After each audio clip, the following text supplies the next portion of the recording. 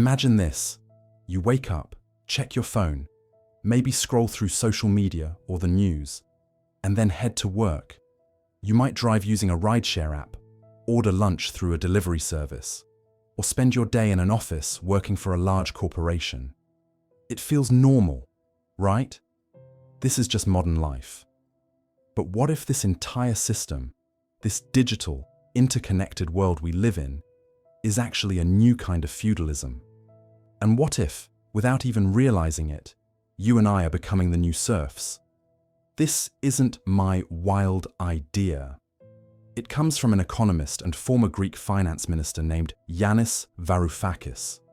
He has a way of cutting through the complexity to show us the uncomfortable truth about our digital age. His core idea is surprisingly simple. He argues that giant tech platforms, think of the big names like Amazon, Google, Facebook, Uber, have become the new feudal lords, and we are the peasants working their digital land. It sounds extreme, I know. Our instinct is to push back against that. We think, no, I'm a free person. I choose my job. I own my phone. You probably recognize that stubborn feeling of being right, that immediate resistance to an idea that challenges your view of the world. It's a natural human reaction. We all have it. Remember when you were a kid and you realized a beloved childhood belief, maybe about Santa Claus or the Tooth Fairy, wasn't quite true. There was that moment of cognitive dissonance, a slight unease, as your old understanding of the world clashed with a new, more accurate one. Part of you wanted to cling to the familiar story because it was comfortable and safe. Many of us cling to familiar ideas because they form the foundation of how we see ourselves. We believe we are independent consumers making free choices in a free market. But Varoufakis pushes us to look deeper. He says the game has changed completely. These platforms don't make money the old way, by selling us a product for more than it cost to make. Instead, they have created a new digital realm, and we are the source of their wealth. Every search query, every like, every shared photo, every trip we take using their app, it all generates data. This data is the new fertile soil, the digital land, and we are the ones who till it, who work it, simply by living our online lives. The product isn't the app you're using for free. You are the product. Your attention, your habits, your life. It's all being harvested, packaged, and sold to advertisers. Varoufakis puts it bluntly. We are being digitally enslaved, not by a malevolent force, but by our own willingness to offer up our labor, the labor of living, for free to these platforms. We provide this immense value, this digital labor, and in return, we get access to their digital estate. But we don't own anything we produce there. The Lord owns the manor, and the serf gets to live on it in exchange for their work. This creates a quiet tension inside us. On the surface, we feel like empowered users. We can connect with friends, find information instantly, and have groceries delivered with a tap. It feels like freedom. But if you pause for a moment, a deeper awareness might creep in. That feeling of being constantly watched by ads that know you a little too well. The sense that you couldn't really quit these platforms, even if you wanted to, because they've become essential to modern life. The frustration of working in the gig economy, where you're not an employee with benefits, but an independent contractor, solely responsible for your own survival, while a company in California takes a cut of every fare. We sometimes fool ourselves into thinking this is the peak of capitalism, the final form of a free market. But Varoufakis' principle shows us it might be the opposite. It's a regression. In classic capitalism, the worker and the capitalist were in a direct, if often unfair, relationship. The worker was exploited, but there was a wage, a contract. In this new feudalism, the relationship is obscured. We think we are customers, not workers. We are donating our labor without even calling it work. We are building the very system that holds power over us, and we're doing it for the privilege of using it. This cracks open a whole new way of seeing our place in the world. It forces us to ask uncomfortable questions about ownership, power, and freedom. If we are just tenants on digital land owned by a few ultra-powerful corporations, what does that mean for our future? This isn't about doom and gloom. It's about awareness, because you can't change a system you don't first understand. And understanding begins by questioning the stories we tell ourselves about how the world works. This cracks open a whole new way of seeing the world around us, a lens that starts to clarify why so much of modern life feels like a frustrating game with hidden rules. We start noticing the simple transactions of our daily routine in a different light. It begins with the straightforward act of paying a subscription for a service, the easy click to agree to terms we never read, or the quiet acceptance that our data is the price for using a free platform. At this initial stage, it all seems so simple, so convenient. We are just consumers making rational choices in a free market. The digital landscape feels like a vast shopping mall of opportunity, and we are the shoppers with endless choice. The relationship feels balanced, a fair exchange of money or attention for a product or a service. It is a comfortable place to be because the complexity is hidden behind a sleek, user-friendly interface.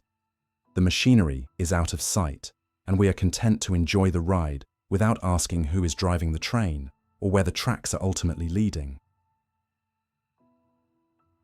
But then we enter the confusing middle, a phase where that initial simplicity begins to fray at the edges.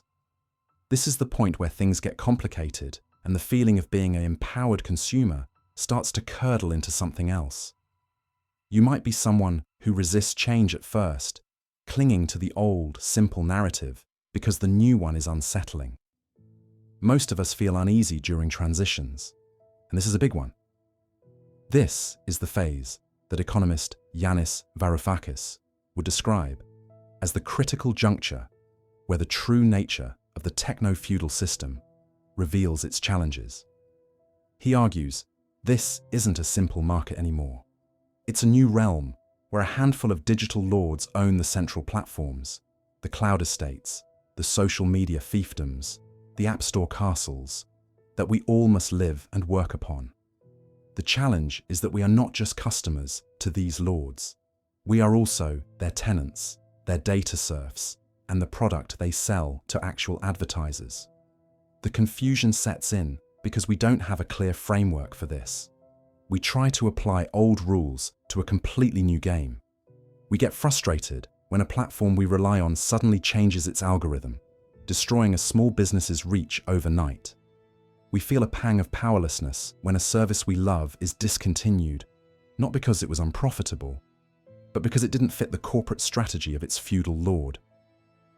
You may catch yourself pausing before reacting lately, sensing that a simple angry tweet or deleted app isn't enough to change a system this vast. This journey through the confusing middle, with all its friction and unease, is what eventually leads us to a new, harder-won clarity.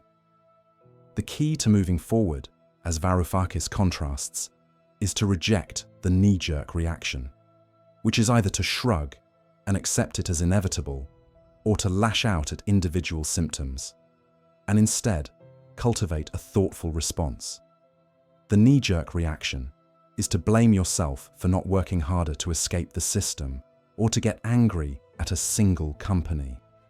The thoughtful response is to understand that this is a systemic shift, not a personal failing.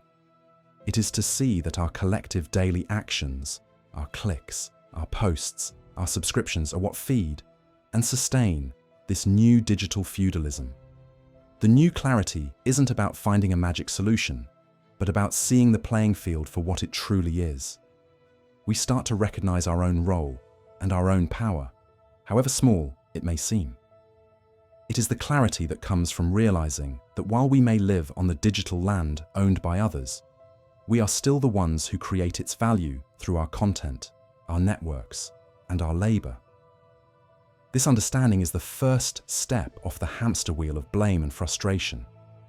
It moves us from being passive neo-serfs who just accept their lot to becoming conscious citizens of the digital realm, aware of the structures that shape our lives, and beginning to ask the important question of what we want to build together in its place.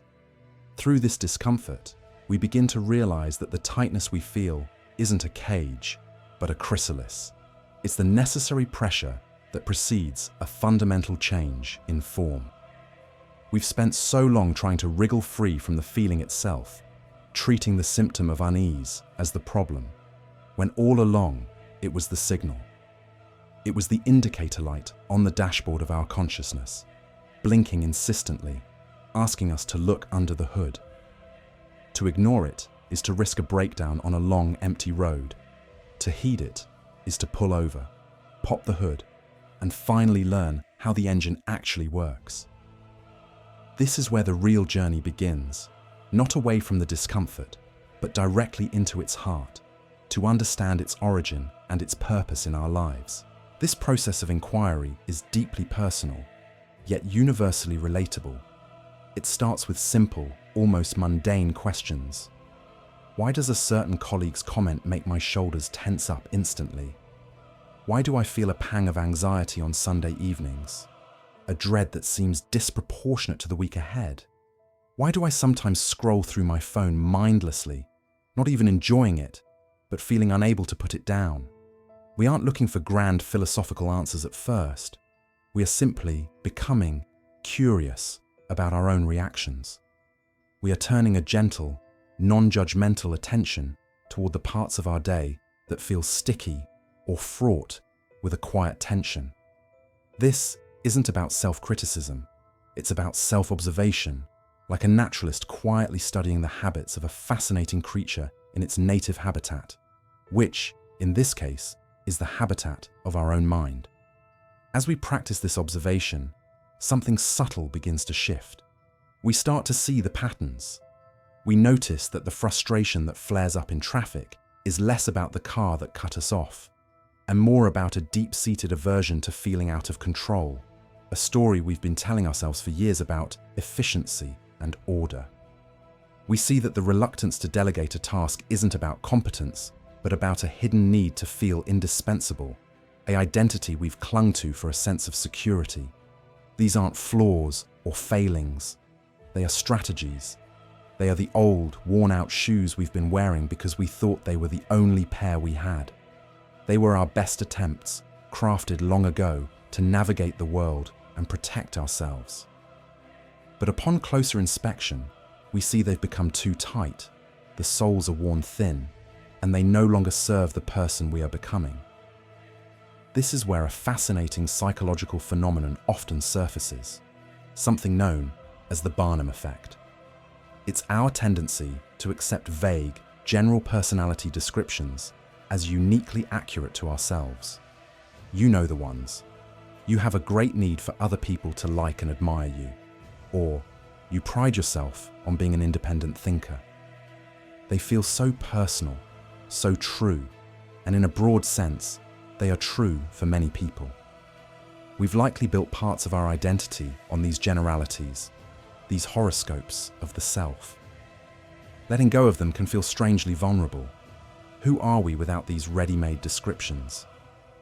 But as we disentangle our true selves from these vague outlines, a new space opens up.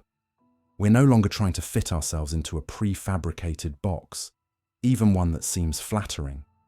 This decluttering of the inauthentic has a ripple effect into our everyday lives.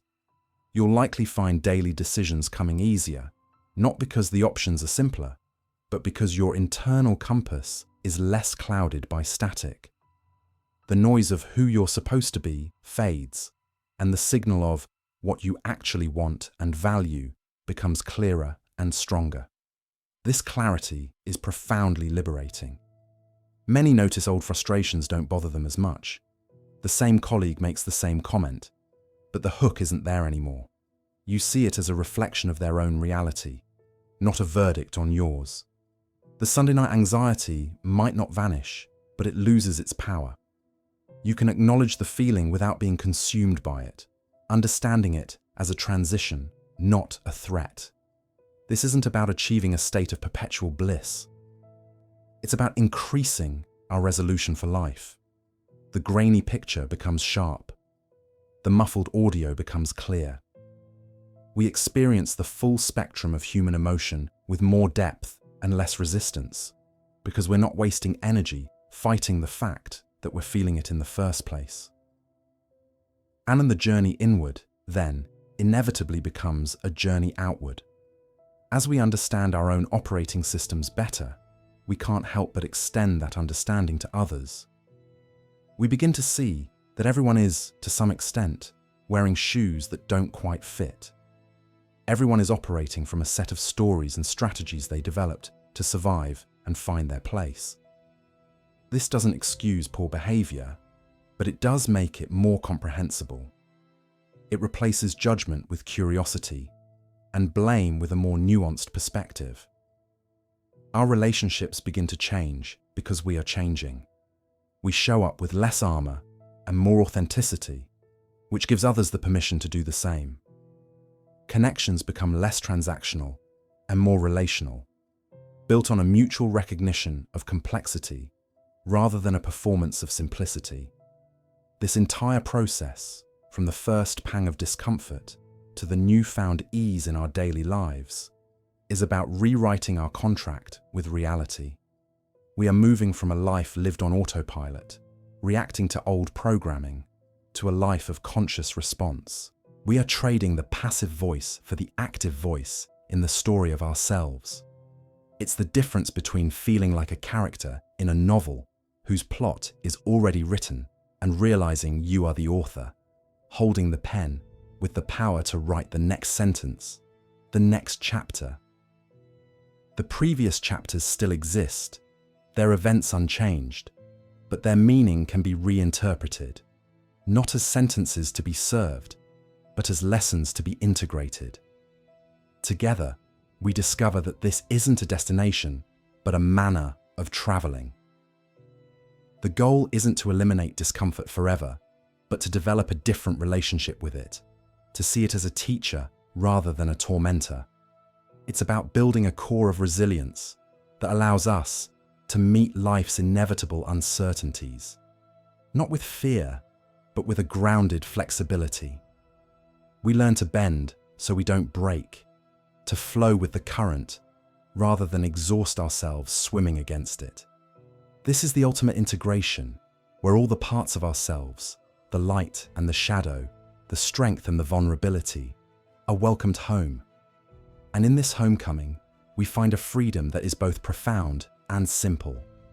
It's the freedom of no longer pretending, no longer performing, no longer trying to force a shape that was never ours to begin with. It is the deeply physical, visceral relief that the economist and philosopher Yanis Varoufakis pointed to when he described true freedom not as an abstract, complex political state, but as something tangible and immediate, like finally taking off shoes that never quite fit.